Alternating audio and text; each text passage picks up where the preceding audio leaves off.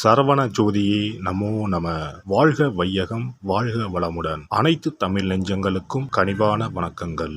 2025ஆம் ஆண்டு மார்ச் மாதம் நடைபெற உள்ள சனி பெயர்ச்சியால் எந்தெந்த ராசிக்காரர்களுக்கு ஏழரை சனி, அஷ்டம சனி, கண்டக சனி, அர்த்தாஷ்டம சனி நடைபெறப் போகிறது. இதனால் மேசம் முதல் மீனம் வரை 12 ராசிகளுக்கு 2025இல் எப்படி இருக்கும் என்பதனை பற்றி விரிவாக காண்போம். நீண்ட நாட்களாக தனது கும்பராசியில் அமர்ந்திருந்த சனி பகவான் தற்போது கும்பராசியில் இருந்து வெளியேறி குரு பகவானின் ஆதிக்கத்தில் உள்ள மீனராசியில் பிரவேசிக்க உள்ளார். திருக்கணித பஞ்சாங்கத்தின்படி 2025ஆம் ஆண்டு மார்ச் மாதம் 29ஆம் தேதி இரவு 9:44 கும்பராசியில் உள்ள புரட்டாதி நட்சத்திரம் 3ஆம் பாதத்தில் இருந்து மீனராசியில் உள்ள புரட்டாதி நட்சத்திரம் 4ஆம் பாதத்திற்கு பெயர்ச்சியாக உள்ளார். முதலில் நாம் காண இருப்பது ஏழரை சனி.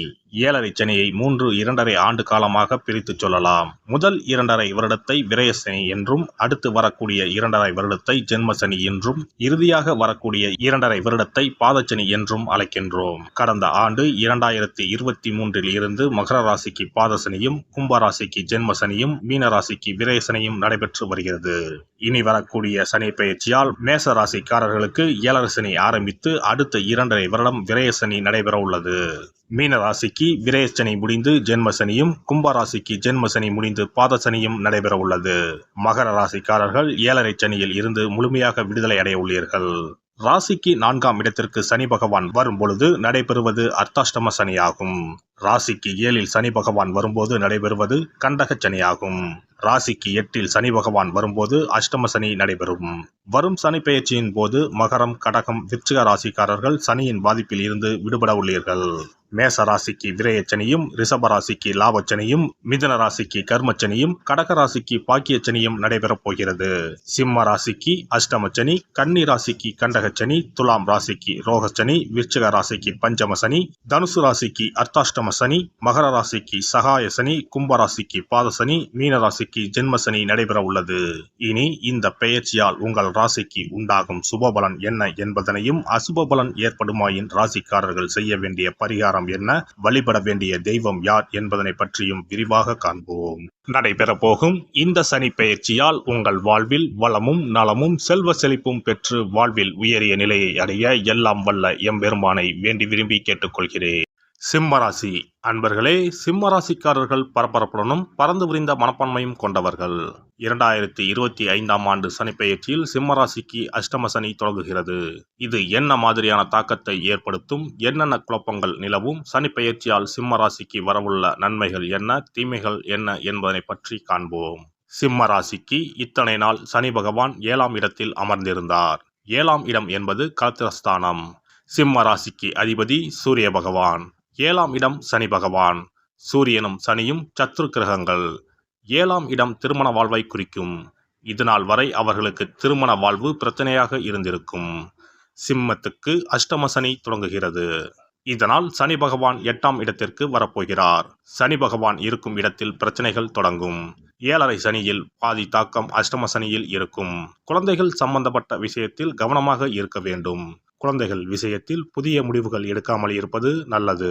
திருமண வரன் சம்பந்தப்பட்ட விவகாரத்தில் சங்கடங்கள் வந்து செல்லும். அதனால் எதையும் நன்கு திட்டமிட்டு செய்வது நல்லது. லாபஸ்தானத்தில் குரு பகவான் அமர்வதால் எவ்வளவு பிரச்சனைகள் வந்தாலும் அதை சமாளிக்கும் ஆற்றலும் கிடைக்கும். 6ஆம் அதிபதி 8ஆம் இடத்தில் வருவதால் சில யோகங்கள் வரலாம். நீண்ட கால பகைகள் விலகும். குழந்தை பாக்கியம் உண்டாகும். திருமணம் ஆகாதவர்களுக்கு திருமணம் ஆகும். ராசியில் கேது பகவான் இருப்பதால் ஞானம் கிடைக்கும். சனி பகவானால் வேலை உள்ளிட்டவற்றில் மிகப்பெரிய மாற்றங்கள் கிடைப்பதற்கும் வாய்ப்புள்ளது. அது கடினமாக இருந்தாலும் கெட்டியாக பிடித்து கொள்ள வேண்டும். தேடி வரும் வாய்ப்பை சரியாக பயன்படுத்திக் கொள்வது புத்திசாலித்தனம். பிரிந்த கணவன் மனைவி சேர்வதற்கும் வாய்ப்புள்ளது. பணியில் வெளிநாடு வாய்ப்புகள் உருவாகும். வாழ்க்கை துணையால் சொத்துக்கள் சேரும். சனி பகவானின் புதனின் நட்சத்திரத்தில் சஞ்சாரம் செய்வதால் சில நேரம் உங்கள் வாக்குறுதியை நிறைவேற்ற முடியாத சூழ்நிலையும் உருவாகும். சட்டம் வழக்கு விஷயத்தில் மிகுந்த கவனமுடன் இருக்க வேண்டும். எதிர்பாராத பிரச்சனைகள் வரலாம். கடன் கொடுப்பதையும் தவிர்க்க வேண்டும். கவனமாக இல்லாவிடின் அவமானங்கள், தோல்விகள் சந்திக்க நேரலாம். கோபத்தை தவிர்க்க வேண்டும். கணவன் மனைவி இடையே பிரச்சனைகள் வந்து செல்லும். வேலைப்பளு அதிகரிக்கும். வாகனத்தில் கவனமாக செல்ல வேண்டும். இரவு நேர பயணத்தை தவிர்ப்பது நன்மை தரும். ஆரோக்கியத்தில் கவனமாக இருக்க வேண்டும். பெரிய முதலீடு தொழில் தொடங்குவது சிக்கலை ஏற்படுத்தலாம். தந்தை உடல்நலத்தில் கவனமாக இருக்க வேண்டும். 8ஆம் இடத்தில் உள்ள சனி பகவான் 2ஆம் இடத்தை பார்ப்பதால் வார்த்தைகளை கவனமாக பயன்படுத்த வேண்டும். கடன் வாங்கவே கூடாது. மாணவர்கள் படிப்பில் மிகுந்த கவனமுடன் இருக்க வேண்டிய காலகட்டம் இதுவாகும். ராசிக்கு 12வது இடத்தில் செவ்வாய் சஞ்சாரம் செய்வதால் பெண்கள் தங்களின் ஆரோக்கியத்தில் மிகுந்த கவனமாக இருக்க வேண்டும். முக்கியமாக பெண்கள் கால்பாதம் பகுதியில் அதிக எச்சரிக்கையுடன் இருப்பது நல்லது. நரம்பு சம்பந்தப்பட்ட விஷயத்திலும் கவனமாக இருக்க வேண்டும். கணவரின் உறவினரிடம் யோசித்து பேச வேண்டும். வீண் விவாதங்களை தவிர்ப்பது நல்லது. எதிலும் நிதானமாக செயல்படுவது நன்மை தரும். எளியவர்களுக்கு தானம் செய்வது, மாற்றுத்திறனாளிகளுக்கு அன்னதானம் செய்வது, வளர்பிறை மற்றும் தேய்பிறை அஷ்டமி திதிகளில் பைரவர் வழிபாடு, சனிக்கிழமை சிவாலயங்களில் வழிபடுவது, திருநள்ளாறு சென்று நீராடி சனி பகவானுக்கு அபிஷேகம் செய்து பரிகாரம் செய்யலாம். சிறப்பு பரிகாரம். நவ கிரகங்களில் சனி பகவான் நீதி தவறாதவர். அவரவர் கர்ம வினைகளுக்கு உரிய பலனை தவறாமல் வழங்குபவர். பொதுவாக சனி பெயர்ச்சி என்றாலே எல்லோரும் பயப்படுவார்கள். அப்படி பயப்பட வேண்டிய அவசியமே இல்லை. சனி பகவானால் பாதிப்புகள் ஏற்படும் பட்சத்தில் பாதிப்பில் இருந்து விடுபட பல எளிய பரிகாரங்கள் உள்ளன. ஒரு கைப்பிடி பச்சரிசியை எடுத்துக்கொண்டு அதை நன்றாக பொடி செய்து கொள்ள வேண்டும். பிறகு சூரியனை வழிபட வேண்டும்.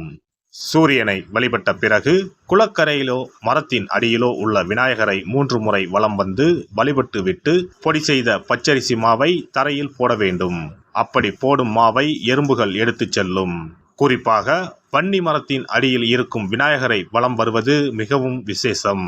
இந்த பரிகாரத்தை எப்போதுமே தொடர்ந்து செய்வது மிகவும் நல்லது. ஒருவருக்கு சனி தசை வந்துவிட்டால் அவருக்கு சந்தேக புத்தி வந்துவிடுகிறது. யார் சொல்வதையும் ஏற்றுக்கொள்ள மாட்டார்கள். குறிப்பாக அஷ்டமத்து சனி மிகவும் கஷ்டப்படுத்திவிடும். 7.5 சனியின் பாதிப்பை விடவும் அஷ்டமத்து சனி மிக அதிக பாதிப்பை ஏற்படுத்தும். அஷ்டம சனி நடப்பவர்கள் சனியினால் ஏற்படக்கூடிய பாதிப்புகளில் இருந்து விடுபட பின்கூறும் நியதிகளை கடைபிடித்தால் பாதிப்புகளின் தாக்கத்தில் இருந்து விடுபடலாம். சனி தசை நடக்கும்போது எந்த செயல் செய்தாலும் தாமதமாகும். அதற்காக கோபப்படக்கூடாது. பொறுமையாக இருக்க பழகிக்கொள்ள வேண்டும். தினமும் காகத்துக்கு எள் கலந்த சாதம் வைக்கவும். பிரதோஷ பூஜைகளில் பங்கேற்பது நல்லது. சனிக்கிழமை தோறும் சனி பகவானுக்கு இரும்பு அகல் விளக்கில் நல்லெண்ணெயில் தீபம் ஏற்றி வழிபடவும். கருங்குவளை மலர்களால் சனி பகவானுக்கு அர்ச்சனை செய்து வரலாம். வன்னி மர இலைகளை மாலைகளாக தொடுத்து சிவபெருமானுக்கு சனிக்கிழமை தோறும் சாற்றி வணங்கி வழிபடவும். சனிக்கிழமை அன்று அசைவ உணவு கண்டிப்பாக சாப்பிடக்கூடாது. சனிக்கிழமை தோறும் நல்லெண்ணெய் குளியல் செய்தால் கெடுதல் குறையும். விநாயகர் வழிபாடு செய்யலாம். அனுமன் வழிபாடு சனி பகவானின் தொல்லைகளை குறைக்கும். ஞாயிற்றுக்கிழமை மாலை ராகு கால வேளையில் கால பைரவரை வணங்கி வரலாம். தேய்பிறை அஷ்டமி நாளில் கால பைரவரை வணங்கி வருவது நன்மை தரும். ஏழை மாணவர்களின் படிப்பு செலவுக்கு உதவலாம். சனி பிரதோஷ வழிபாடு செய்வது சிறப்பு. அன்னதானத்துக்கு உதவி செய்யலாம். சித்தர்களின் பீடங்கள், ஜீவ சமாதி பீடங்களுக்கு சென்று வணங்கி வழிபடலாம். வன்னி மரத்தை சுற்றி வந்து வணங்க வேண்டும். இதனால் சனி பகவானின் கொடுமையான பாதிப்புகள் விலகிவிடும். பிரதோஷ காலத்தில் சிவபெருமானுக்கு வில்வ இலை கொடுத்து வணங்க வேண்டும்.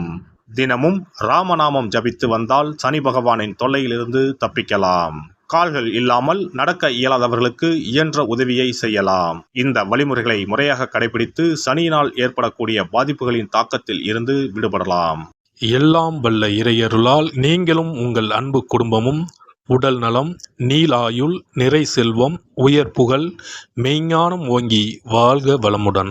இந்த வீடியோ பதிவு உங்களுக்கு பிடித்திருந்தால் லைக் பண்ணுங்க, கமெண்ட் பண்ணுங்க, ஷேர் பண்ணுங்க. மறக்காம சப்ஸ்கிரைப் பண்ணுங்க. பக்கத்துல இருக்கிற பெல் பட்டனை கிளிக் பண்ணுங்க. நன்றி, வணக்கம். ஓம் நமச்சிவாய. சிவாய நம.